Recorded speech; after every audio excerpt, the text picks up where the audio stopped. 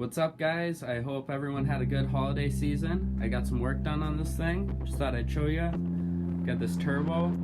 It's a Tdo5 exhaust side with a 20G compressor side. Upgraded wheel. Pretty nice. Should make at least 450. GReddy Type RS BOV valve. 42mm wastegate. 3-inch dump. All this piping up here. I might leave the piping, but I'm gonna change the silicone couplers. I'm gonna try to match everything to like the blue of the project, kind of like a Tdo5 blue. And head swapping this with the G4JS head now. Bigger valves brings my compression ratio down to 8.6 to 1, so I can run more boost. Got this top mount figured out here. Really wasn't too hard at all. That's the only custom mount that you need for the swap. I have to run a half-core radiator, which I already have right here, just because all the turbo shit's in the way now. Have a front mount intercooler on the way.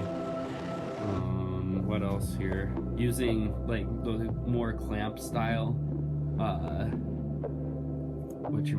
clamp style couplers.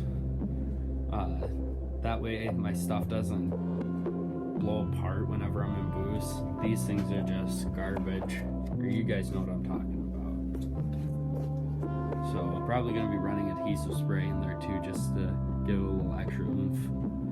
But also I got to take out my trans, get this trans in there with the Lancer gears. Got the inside together, boost controller there. Got the inside back together here. Kind of hard to see, but yeah. Carbon kevlar clutch right there. Then I got some top feed 550cc injectors, and my tuning cable came, so I can flash tune this with the Evo 8 tune. But yeah, guys, make sure you guys hit the subscribe button and let me know what you guys think. But yeah, stay tuned, and I will be posting more about this. We got a lot to do, and it's in the mock-up phase right now, but I think this is going to be a good little build. Alright, thanks for tuning in, guys.